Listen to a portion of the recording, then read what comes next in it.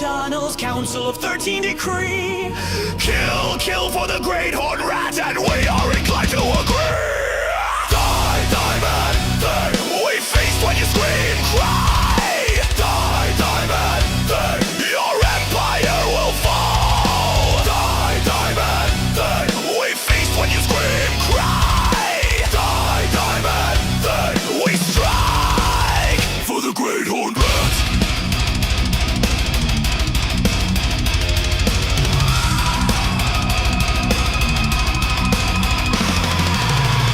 Sleeping assassins strike a scene. Globadiers are lobbing. Stormvermin march forward, hovers rusting gleam. Warp lightning cannons throbbing. Sneak, sneak through the tunnels, Council of 13 decree.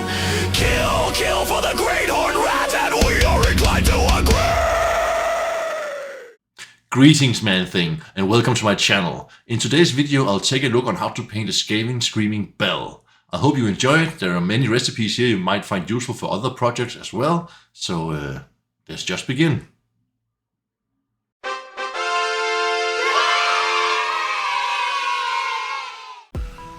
Hi guys, before I begin painting this I would like to talk just a little bit about sub-assemblies. Large miniatures such as this Screaming Bell often benefit from being painted in separate parts and then glued together when finished. And I might come to regret having built this completely. But as you can see I have done just that and undercoated it in Chaos Black. And some parts where I'm using shades, I'll probably shade the top first and then the bottom later, because gravity might work against me otherwise. Also, this miniature of course comes with a base, which I've decided not to glue it on for more ease of access to paint the underside of the Screaming Bell. Oh, I need some more undercoat here, I can see. Anyways, sub-assemblies are most definitely recommended, but I'll give it a go anyways. Let's begin. When painting a large miniature it might seem daunting with all those details and the size of it, but that's why I like to begin by painting the largest areas, which in this case is all the wood. I've added some Dryad Bark to my palette and mixed it 1-to-1 with water. And if you still need some inspiration or motivation to keep up the painting job you're doing, please watch this video. I'll talk about how to find your motivation to paint. But as I said, I'm going to start with a base coat all over the wood with Dryad Bark, and I'm using a fairly large size brush for this, so we don't spend hours doing this.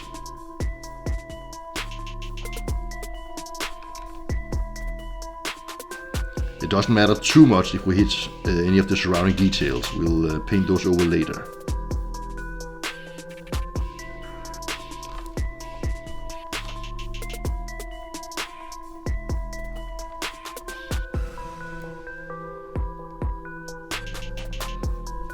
It seems to be covering quite well, but if you need to, let it dry completely and add a second layer, depending on how thin your paint is.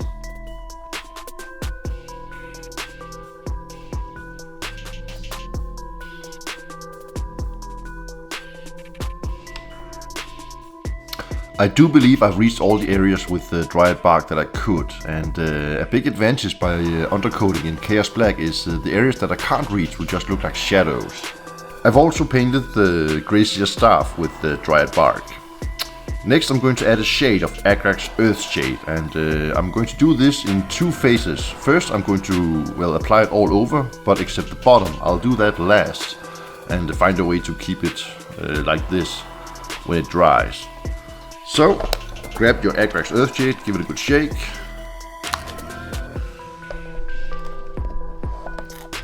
And apply it all over the wood.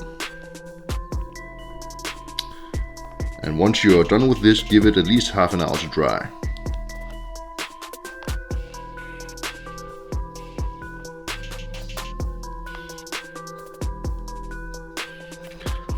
This will give some much needed definition to the wood.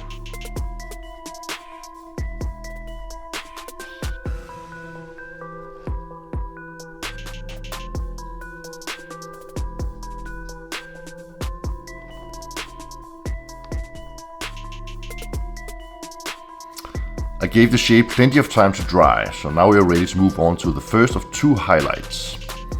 And for the first highlight I'm making a dry brush using Gorthor Brown. So, taking it straight from the pot on my dry brush here. I'm then wiping most of it off on a tissue.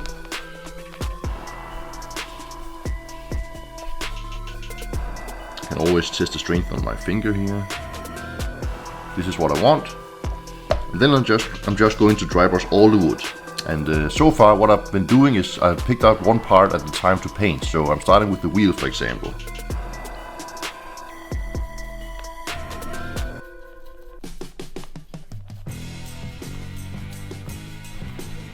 Just like so.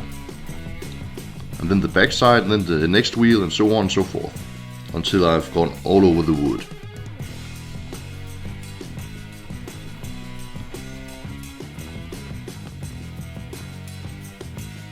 And with that dry brush applied, I'm then going for a second highlight, which is also a dry brush. This time using Baneblade Brown, and I'm going to apply it a bit lighter this time around.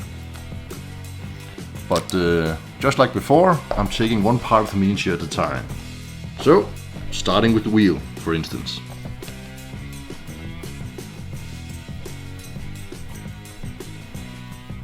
Just a light dry brush.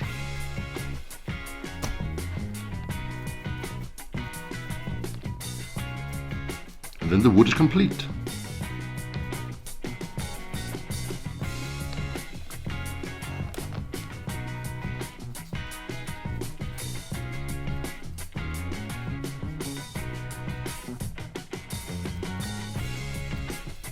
Next I would like to show you how I usually paint stone, and in this case it's those huge rocks on the sides here and the arch that's been carved out from it, I suppose. And I'm beginning with a base coat of Stormvermin Fur. I've mixed it 1-to-1 with water. Just apply this all over, and if you need to, add a second coat. Let the first one dry completely and yeah, add a second coat afterwards.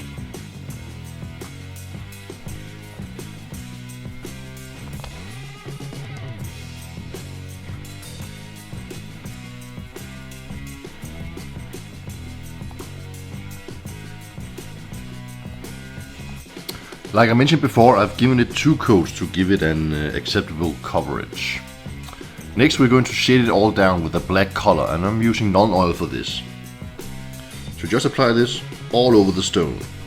And once you're finished, I'd say give it half an hour to dry, at least.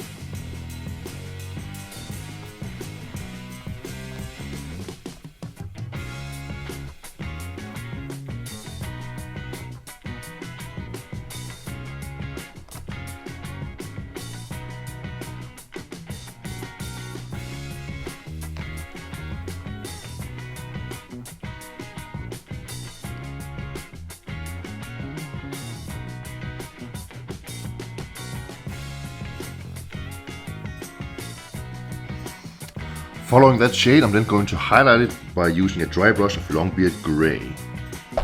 And this will finish off the stone. Just be careful when you get near the wood.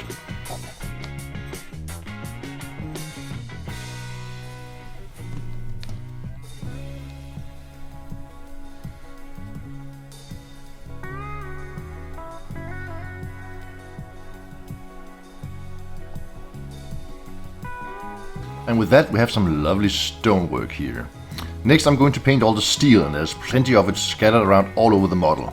I'm using a size 1 brush for this, but sometimes I might switch to a smaller brush maybe, because there are some pretty small details here and there. But I'm going to be painting the wheels, for instance. And there's also all these spikes scattered all around the model. Paint those as well. And yeah, as I said, it's all over the model. Also be painting the top of the Screaming Bell itself.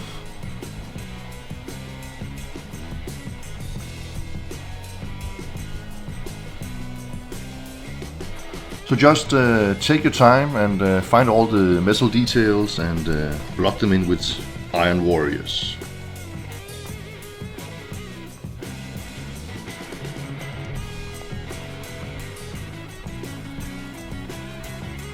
I've blocked in all the areas I want to be metal. I'm going to be painting bronze and gold later in this video. Next up, I'm going to shade it all down using Nuiln Oil.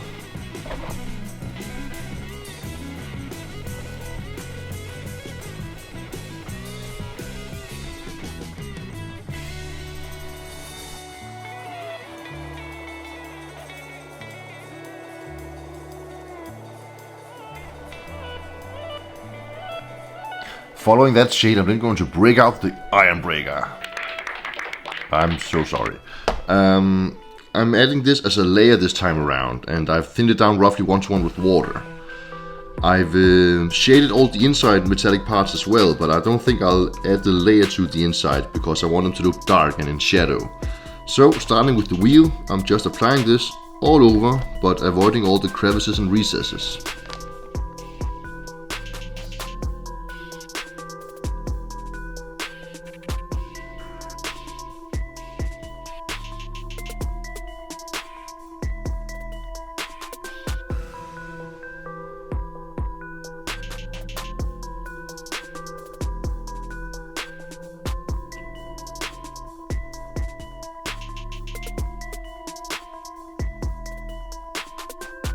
With that layer applied, I'm next going to add a highlight of Runefang Steel. And as always, whenever possible, use the side of your brush for much better control. I'll once again start on the wheel, for instance, and use the side of my brush.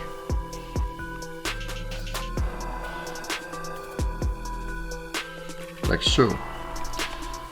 And I'm also going to pick out all those tiny spikes around the model, just on the tips.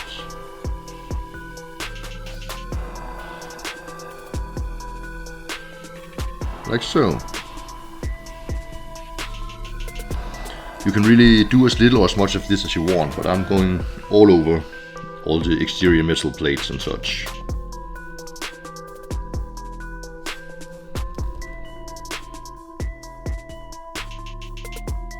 And with that highlight applied, the Screaming Bell is now nice and shiny. There's only one problem with all the steel, and that's that it's nice and shiny. I'm going to remedy that by adding a second shade. Yes, we are double shading this thing, and I'm using Agrax Earthshade all over the metal. And when it's dry, I'm calling the steel done. This will make it look really grimy and, well, dirty.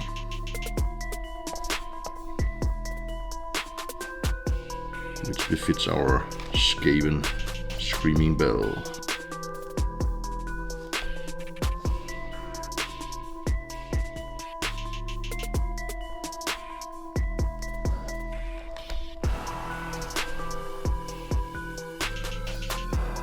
With the steel finish, we can then move on to the bronze, and I'm using the very appropriately named Screaming Bell for a base coat. I've already mixed some on my palette, roughly 1:1 with water. And the main thing I'm going to be painting is the bell itself. You might need a couple of layers of this.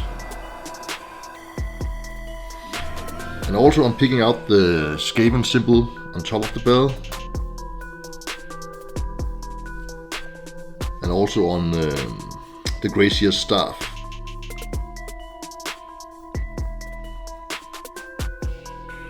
And scattered around the model there is bells hanging here and there, and I'm also picking those out with the Screaming Bell base coat. So just go over the model and find the spots you want to be bronze and base coated with Screaming Bell. The base coat has been applied and it looks, well, flat and shiny, but I'll remedy that, I promise you. I'll begin with adding an all-over shade of Reikland Fleshshade to all the bronze details.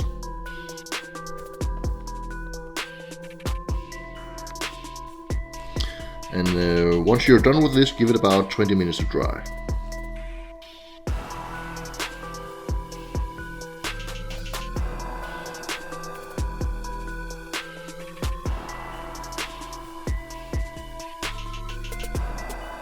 The shade is dry and it has dampened the brightness quite a bit and added some much needed definition into the recesses and such. Next I'm going to add a layer with Hashut Copper, which essentially just means that I'm going all over the bronze and avoiding all the recesses where our shade has settled.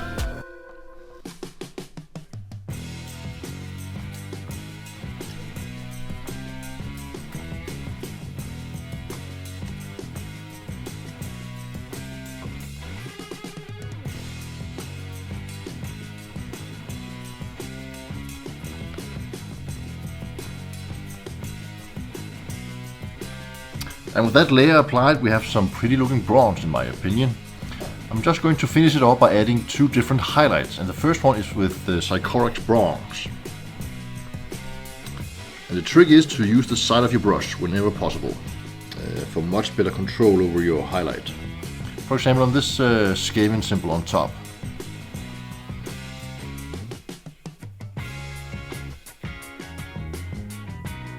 Like so, and also the tips of these spikes.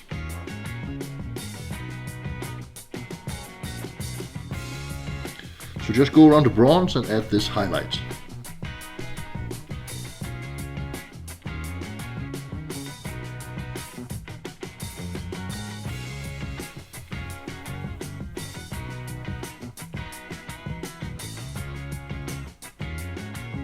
With that highlight applied, we are ready to move on to the second and final highlight.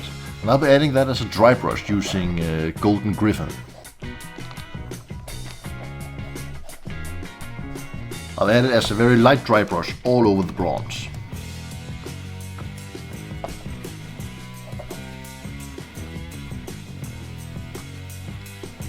We'll give it a nice shine and make it look less flat.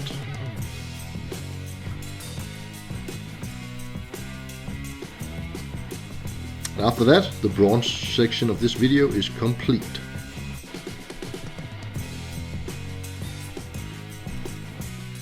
With the bronze complete, I'm then moving on to the gold, and in my case it's all the small details such as the symbols on the bell and on the stone here, and also the trinkets sitting on the Grey Seer, and this large symbol on the bell as well. When you're going to paint that, you'll probably need a larger brush than I'm using right now, but yeah. Anything you want to be gold, start with a base coat of thinned down Retributor Armour. And be careful not to hit the surrounding areas we've already painted.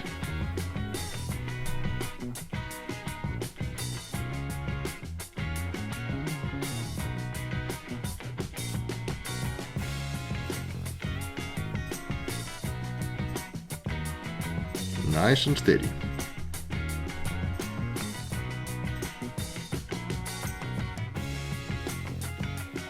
And with that gold applied, I'm next going to add a shade of Reikland Fleshshade all over the golden details. And let it dry fully before moving on to the next stage.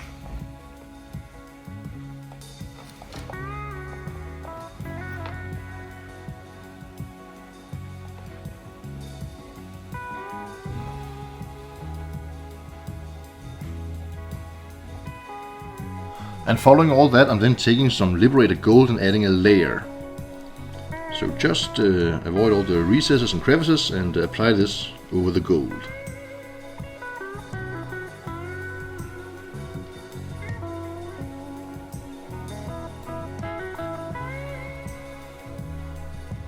Nice and easy.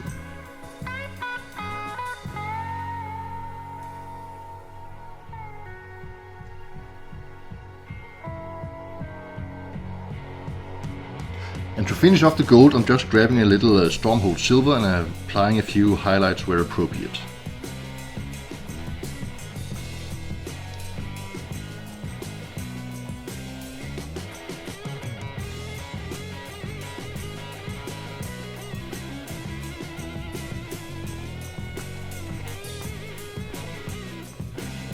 And as always, use the side of your brush to your advantage when applying a highlight.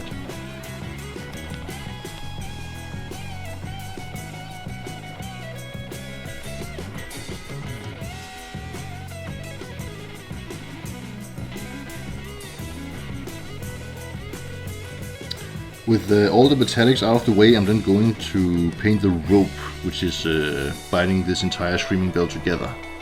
And what I'm doing first is applying a base coat of Mournfang Brown. And of course be careful not to hit the areas we've already painted. So if you need to, use a smaller brush that I'm using.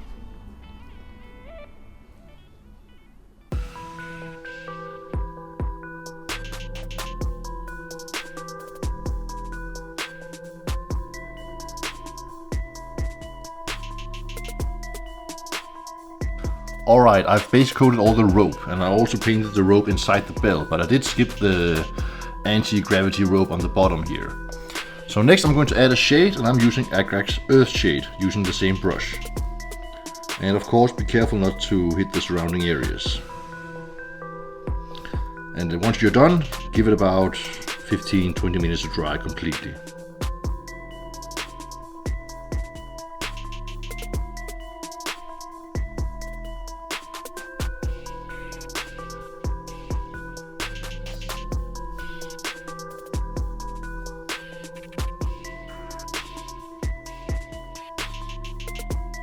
And with all that shading applied, I'm next taking some Skrag Brown and adding a layer. I am just essentially picking out each individual knot on this rope.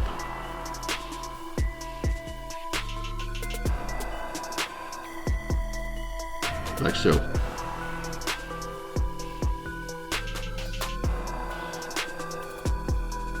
It might take a while, but it will be worth it, I promise.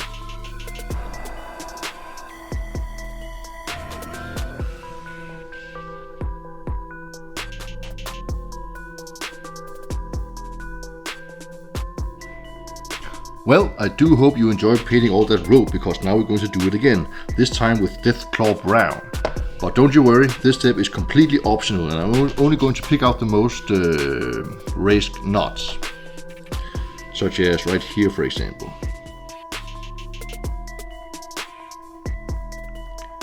So just do as little or as much of this color as you want, or nothing at all, it's completely up to you, and then we are finished with the rope.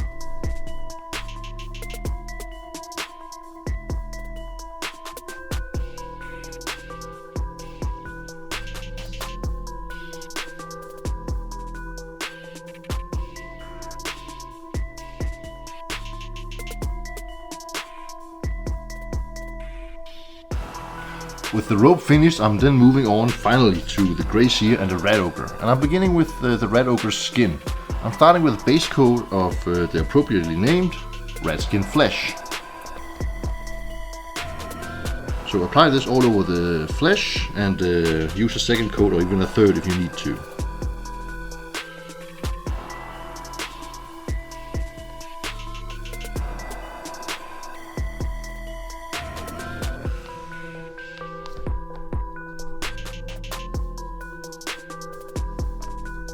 As you can see here, I can see the black through the paint, so I'm just letting it dry completely before adding the second coat.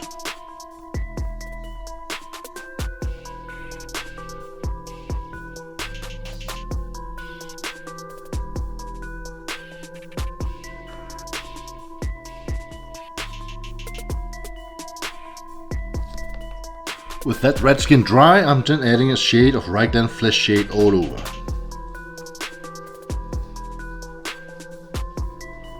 And remember to give it plenty of time to dry before we continue to the next stage.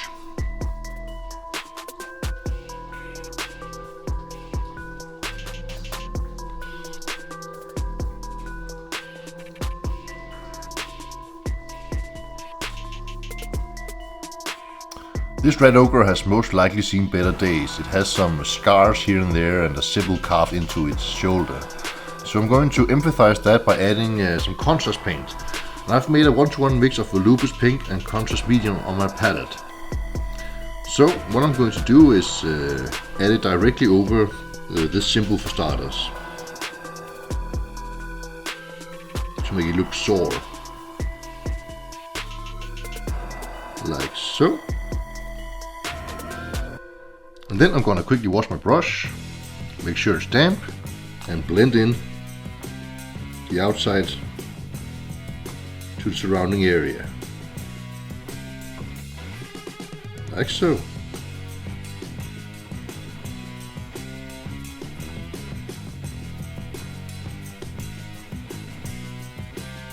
You can do this several times if you want to, if you want a more bright result. So go around the model, find all the scars and such, and apply this in the same manner.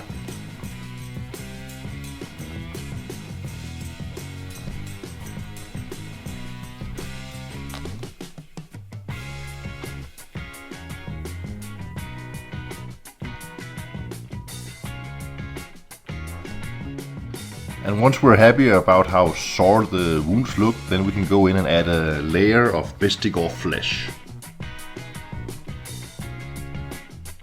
So I'm going all over the skin, but avoiding the recesses and also the sore areas.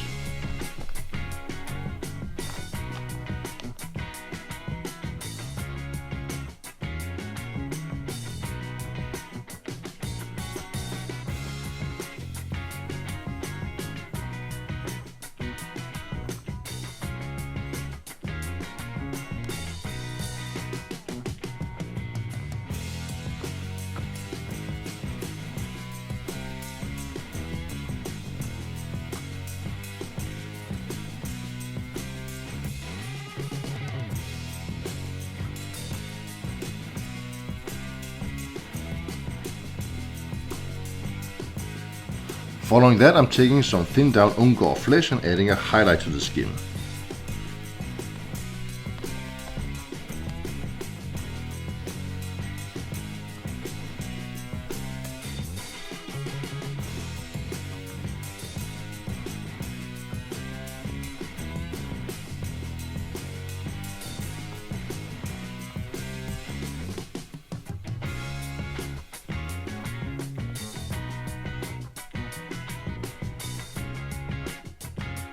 And then I'm going to top off the skin by adding a very light dry brush of Eldar Flesh.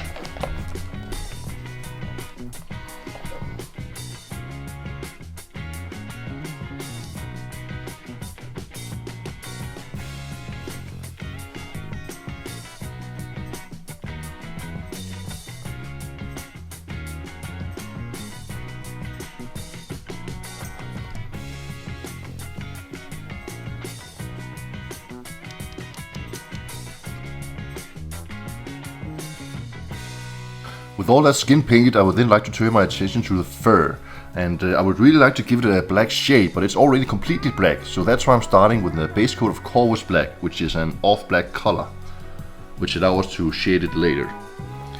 So I thinned it down on my palette and just adding it directly, like so.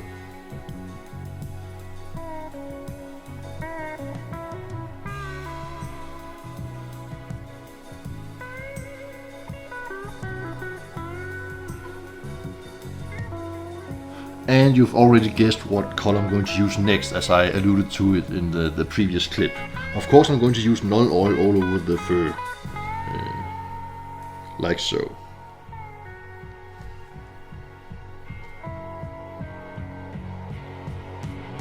And when it's dry, we are ready to add some highlights.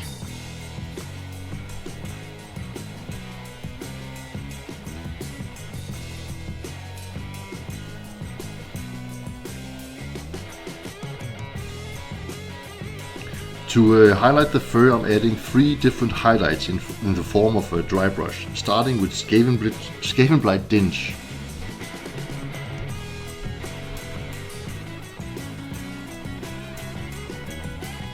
Fur is generally well suited for dry brushing.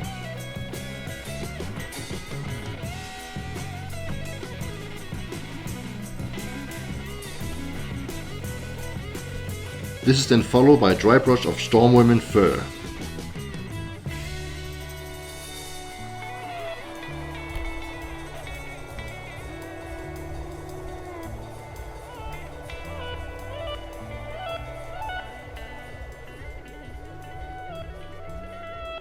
And finally I'll add a very light dry brush of Terminator Stone.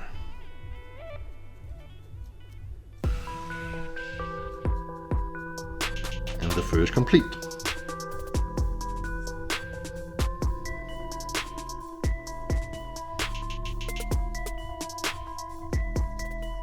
The next subject I'm going to paint is both the tail and the snout of both the Red Ogre and the Grey Seer, and I'm starting with the base coat of Kislev Flesh on all those parts.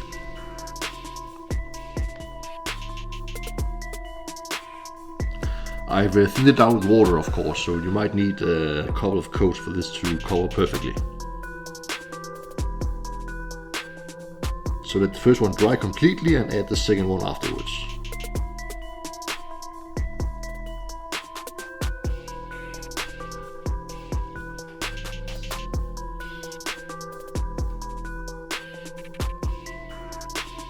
Next I've taken 1 drop of Pink Horror and 1 drop of Kislev Flesh and mixed it together and thinned it with water on my palette.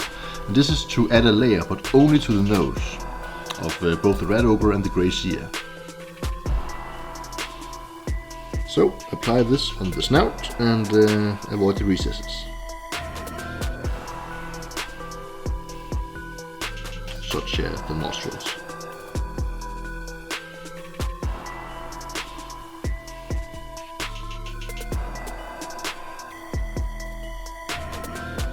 Following that, I'm adding a shade of Reikland Fleshshade over both the tails and the noses.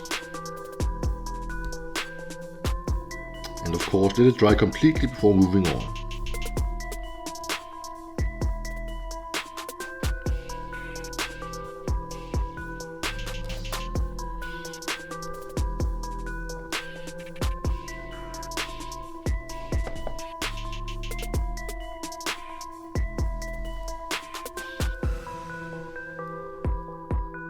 And with all that shading done, I'm then going back to Kislev Flesh to add a layer to the tails. So apply this all over again, but avoid the recesses. Like so. And when it comes to the nose, I'm not adding a layer, but a highlight instead. So I'm just painting the edges.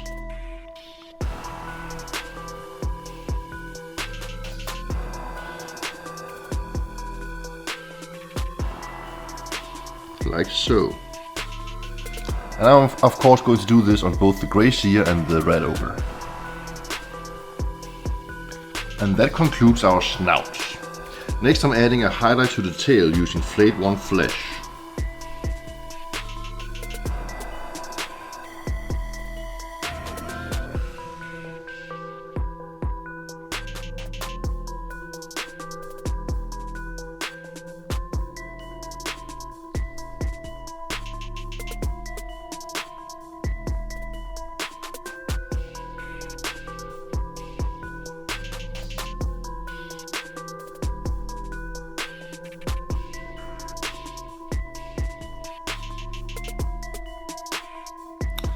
This step is only because this is such a centerpiece model, and that's using some Screaming Skull within our highlight we just did.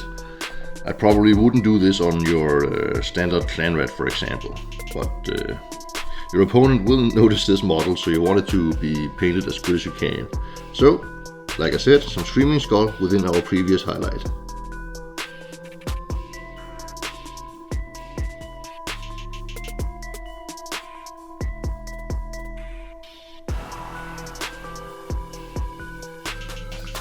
To finish off our tails, I've then mixed some Volopus Pink and Lamian Medium on my palette. I've used 1 drop of Volopus Pink and 4 drops of Lamian Medium, so I'm essentially adding a glaze over the tails.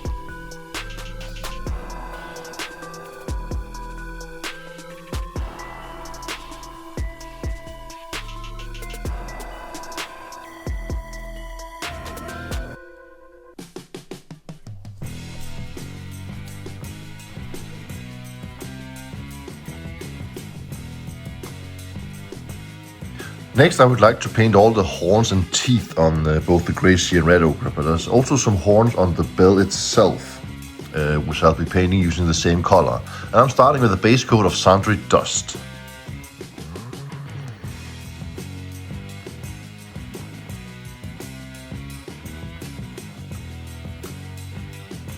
There's also some horns on the tail of the Red Ogre.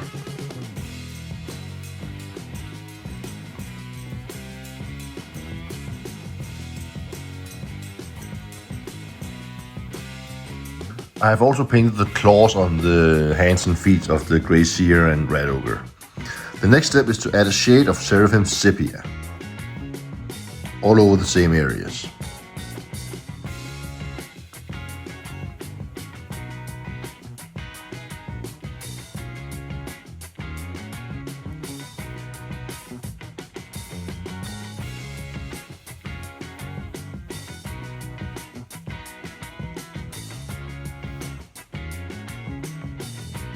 And with that shade dry, I'm then finishing off the horns and such with a dry brush of Terminator Stone. A light dry brush, I would say. Focused towards the end of the horns.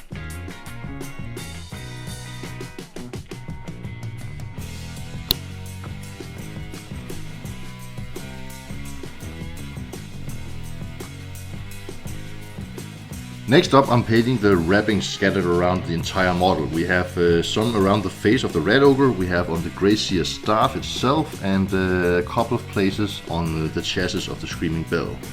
I'm starting with a base coat of Hashut Bone, and then I'm moving on to a shade and then a highlight. But as I said, Hashut Bone it is to begin with.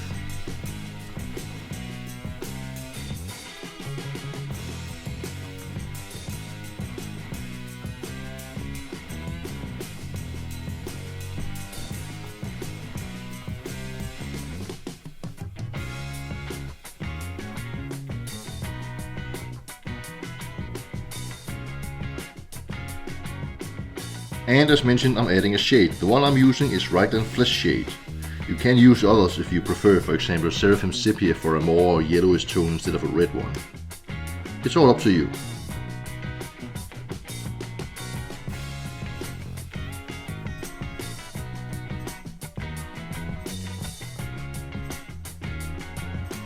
With that shade applied and dried, I'm going back to your Hashut Bone to add a highlight.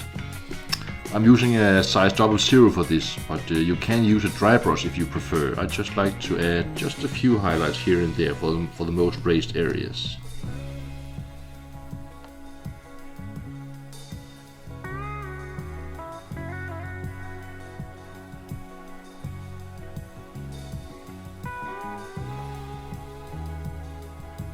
You can do as much or as little of this as you want.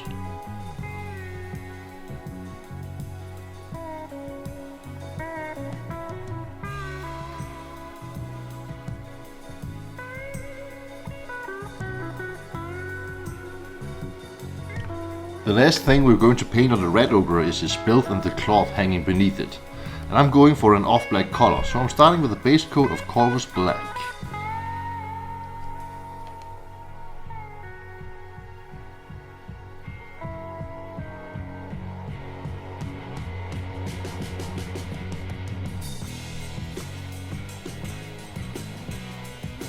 When that's dry, I'm just adding a little Nuiln Oil over it.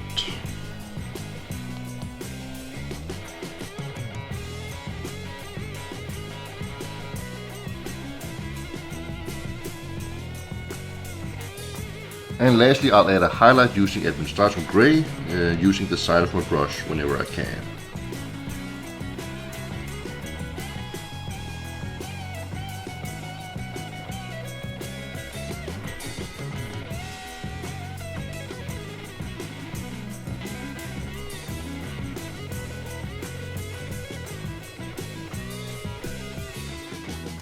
And now we can finally focus on the Grey Seer itself. And I'm beginning by painting the skin and by adding a base coat of Celestial Grey, blocking it all in.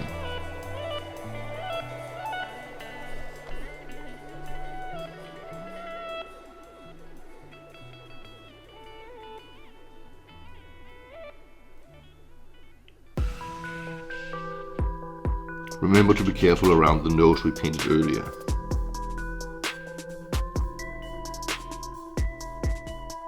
I'm then going to shade it all down using Nuiln Oil. Just take your time with this and be careful not to hit the areas we've already painted.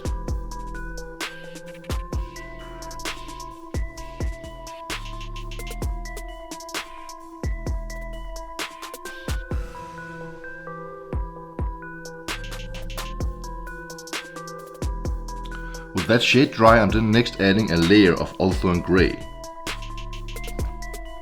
So carefully apply this all over the fur here and skin, and avoid the recesses.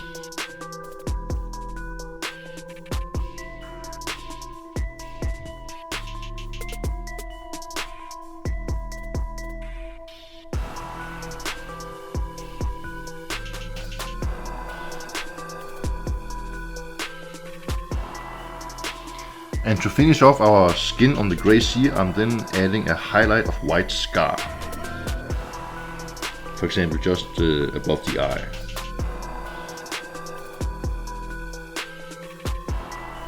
So.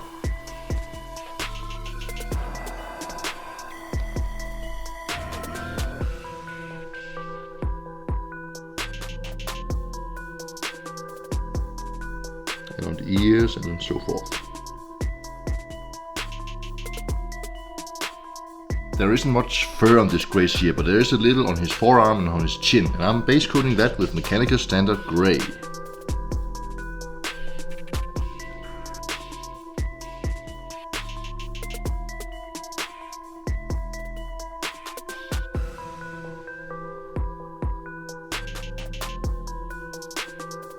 This is then followed by a shade of Nuiln Oil.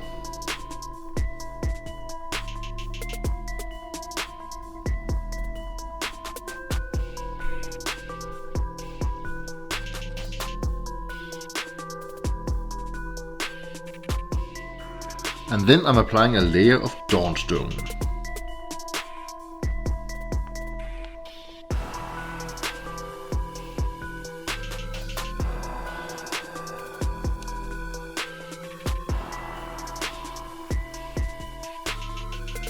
And then I'm topping it off with a highlight of Administratum Grey.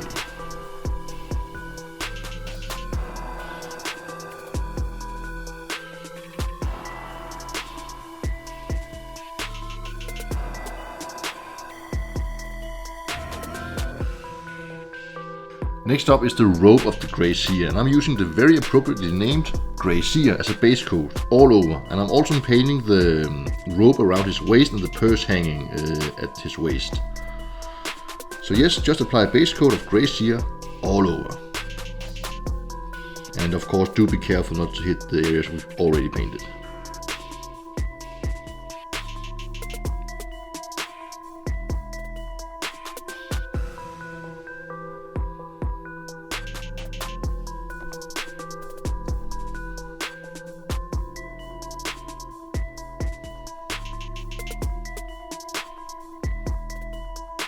It did take me several coats to make it cover perfectly, and I also painted the handle of his little sword in Grey Seer.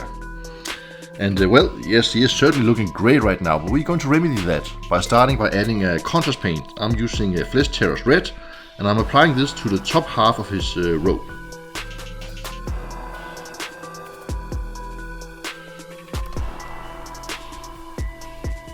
Just like so.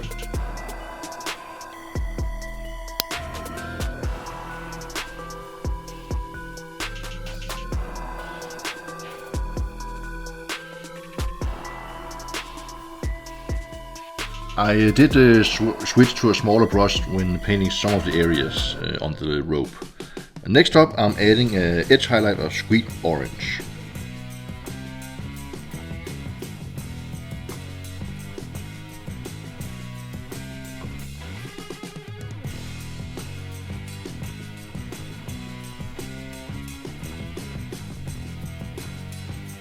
Following that highlight, I'm then adding some black Templar to the rest of the robe. I'm using a size 0 brush, but you should use whatever size makes you feel most comfortable.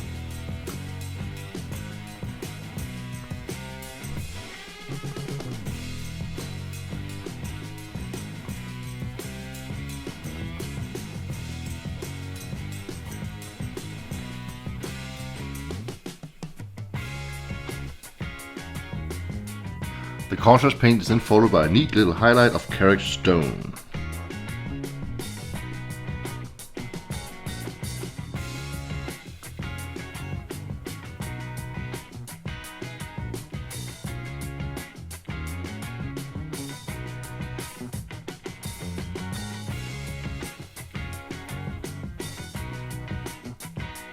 I'm then adding some wildwood to the purse and the rope around his waist.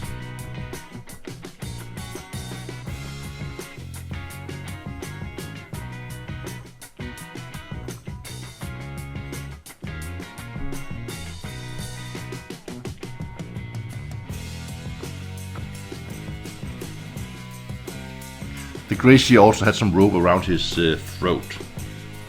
Next I'm taking some Volopus Pink and painting the handle of his sword or dagger.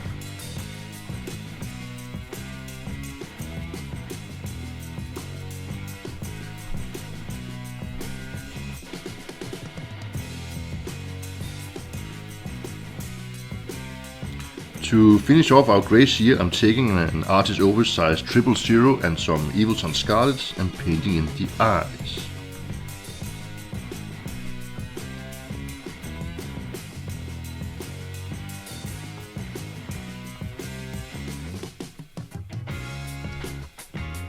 With the Grey Seer and the Red Ogre fully painted, we can then move on to all the Warpstone Fumes, which is the last thing on this model. And I'm starting by adding a base coat of Wraithbone. You can use it straight from the pot, but I have decided to thin it down with just a bit of water. And then just apply it all over these fumes. The reason I'm going with Wraithbone is because I want to play with some contrast paints later on. And technical paints, you'll see.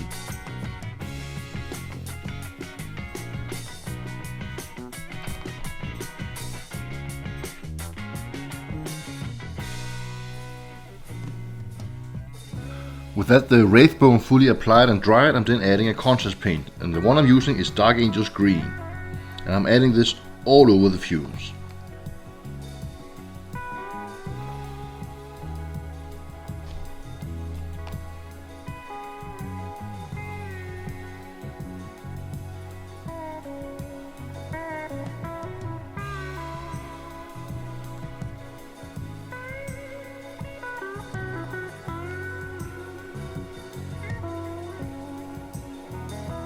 With all that Dark Angel's Green dry, I'm then adding a dry brush of white scar all over.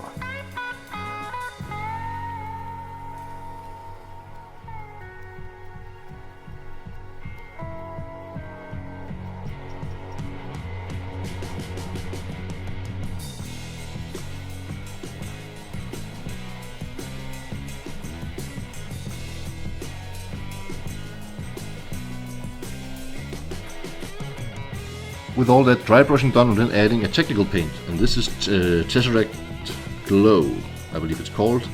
And I'm taking this straight from the pot, but please do remember to shake it very well. It's quite thin. But just as before, add this all over and let it dry fully before we continue.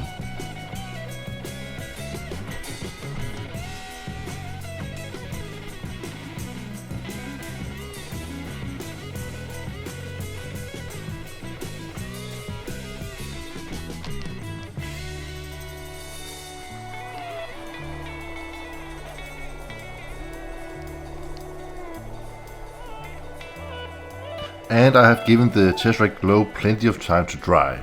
And to finish it off, I'm giving a dry brush of Flash Gits Yellow, a gentle dry brush, focused mostly towards the end of the fumes. And you can add as much or as little of this as you want. And once you're done, you have yourself a painted Screaming Bell.